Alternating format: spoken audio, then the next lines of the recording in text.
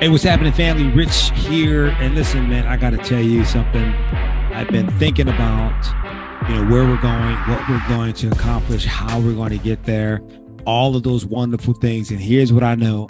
I know that it is a challenge and it's requiring change for all of us. But here's what I do know. I know that if we do the work now, that we make the adjustments now, that we create a model or a process now, the rewards are going to follow. The profit is going to follow. The commission is going to follow. So we got to do the work up front. What does that mean, doing the work up front? I know that all of us is being stretched and we're being challenged to do something that's differently. But understand this, that change is the currency for the economics of success. Change is the currency for the economics of success. What does that mean? So if you and I could invest in, use the currency called change, use the process called change, it is going to make an investment. It's going to give us a return on our success. Let me put it to you a different way. 85% of success in this country, 85% of people who found success in this country can trace their success to an unpleasant situation or an uncomfortable situation. 85 of the successful people, you think of people like Muhammad, you think of people like Dr. Martin Luther King, you think of people like Mother Teresa. All of these individuals was faced with some type of challenge, some type of situation that made them uncomfortable. It was unpleasant, but you know what? On the other side, there's success. Right? And that's what I'm talking about. Here's another thing that you and I should keep in mind as it relates to success. When we are uncomfortable, we're growing. How do we know we're growing when we're uncomfortable? Think about this. For those that go to the gym and you work out, or you get on the treadmill, you said, I'm going to go for a jog or for a run. Or maybe it's just something as simple as I'm going to change eating habits. That's uncomfortable. I'll never forget when I decided I was going to make a commitment to my health. It required me to eliminate processed food. It required me to start drinking a different type of milk. It required me to use a different type of oil, etc. So on the other side of our uncomfortableness, there is success. 85% of successful people in this country found their success from an unpleasant or an uncomfortable situation. Let me tell you a little bit about my personal story and why I feel the way that I feel, why that I'm passionate, why I'm motivated to get in and do the work.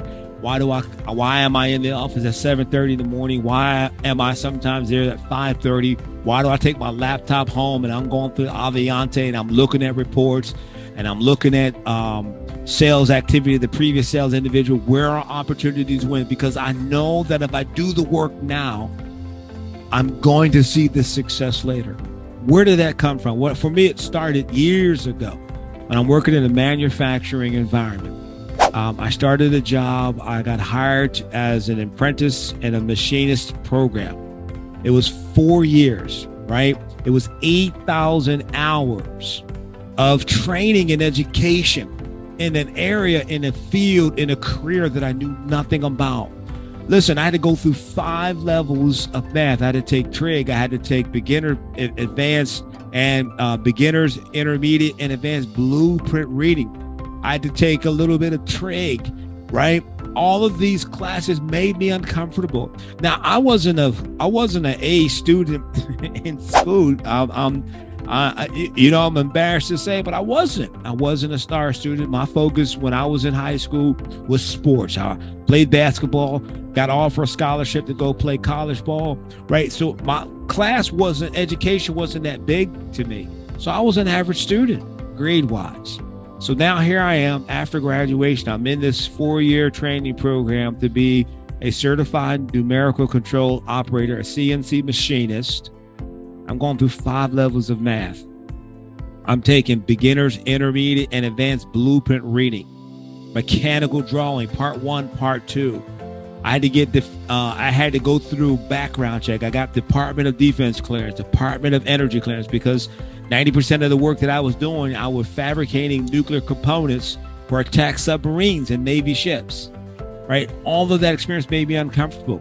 I'll never forget one day, 2 years into my training program, I felt like I was doing well. My supervisor, he pulled me into the office. His name was Barry. I never forget. Barry had on some brown corduroys pants. He had on a blue button-up shirt. He invited me into the office. I'm thinking, hey, they're going to give me a raise. They're going to say, Rich, I can't imagine what this department would have looked like without you. He pulled me into the office, and Barry leaned. He looked at the paper, my evaluation, looked at me, he sat back in the chair and said, Rich, you seem to be the most incompetent person I've ever met. Oh, devastated. I was devastated. I don't know what else he said as it relates to my valuation, because it was like that teacher on Charlie Brown. Wah, wah, wah, wah, wah, wah.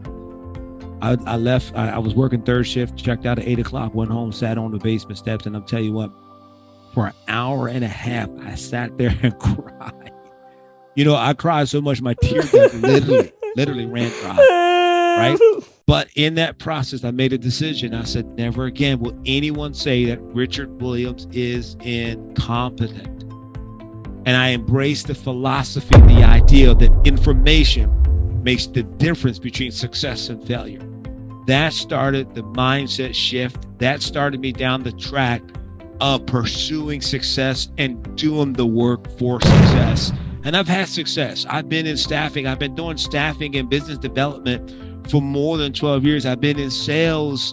I've been in sales for more than 15 years. I've traveled the country as a master sales trainer, training sales professionals on how to build the business.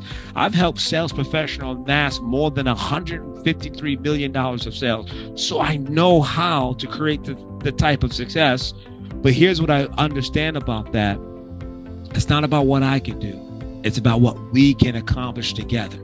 John Maxwell, in his book, 17 Indisputable Laws of Teamwork, one of the things he talks about is the size of the challenge determines the structure of the team. We have what John Maxwell refers to as a Mount Everest size challenge. A year ago, the office was doing $175,000. Today, we're doing about $25,000 or $30,000. That's a $125,000 shift. We need to be at about 40 or 45,000 as a break-even number.